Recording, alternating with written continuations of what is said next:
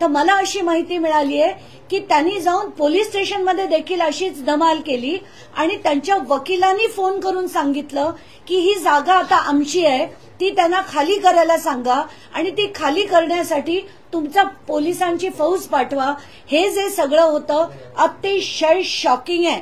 म्हणजे याच्यात अमेडियानी नुसतं एक डॉक्युमेंटच नाही, पोलिसांवर दबाव, जी मिनिस्ट्री ऑफ एन्व्हायरमेंट सेंट्रल गव्हर्नमेंटच्या मिनिस्ट्रीच्या याच्याखाली असलेली जमीन ती सुद्धा बळकावण्याचा प्रयत्न केला. याच्यावरनं त्याची गंभीरता कळते की कुठलाही हा साधा व्यवहार नाहीये.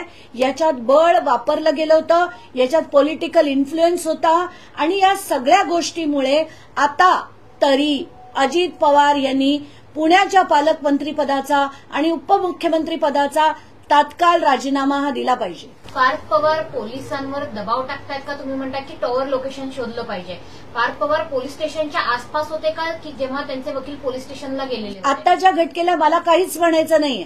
मला जी माहिती मिळाली आहे त्याच्या आधारे मी मागणी करतेय की पार्थ पवार यांचं तेव्हाचं टॉवर लोकेशन काढण्यात यावं. ते त्या पेरिफेरीमध्ये 2.5 किलोमीटरच्या पेरिफेरीमध्ये होते का हे त्याच्यावरनं कळेल आणि तर या सगळ्या गोष्टीचा पॉलिटिकल दबाव किती आहे हे सगळं आपोआप उघडकीस येईल.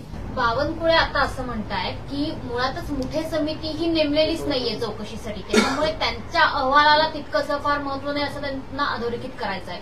त्याच्यामुळे सरकारमध्येच आता समितीवरनं मतभेद निर्माण झाले असं चित्र समोर येतं. नाही, आता ही मुठे समिती जी नेमली गेली ती कोणी नेमली? ती काही तुम्ही आणि आम्ही केलेली नाहीये, सरकारनेच नेमली होती. त्याच्यात झालेल्या ज्या अनियमितता होत्या त्या पुढे आणण्यासाठी नेमली होती. पण याच्यात महत्वाचं म्हणजे त्या समितीच्या अहवालात शीतल विरुद्ध लिहिलंय, त्या दिग्विजय पाटील विरुद्ध लिहिलंय, त्या येवलेन विरुद्ध लिहिलंय. कुठेही त्यांनी अमेडियाच्या इतर पार्टनर सुद्धा याच्यात लायबल आहे असं या मुठे समितीच्या अहवालात लिहिलं गेलं नाही. कारण आपल्याला आठवत असेल सिंचन घोटाळ्यात सुद्धा ना अजित पवारांचं नाव आलं होतं ना सुनील तटकरेंचं नाव आलं होतं.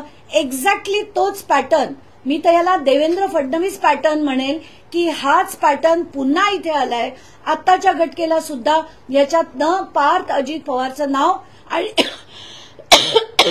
अमेडिया एंटरप्राइजेस LLPचं नाव वगळण्यात आलेलं आहे.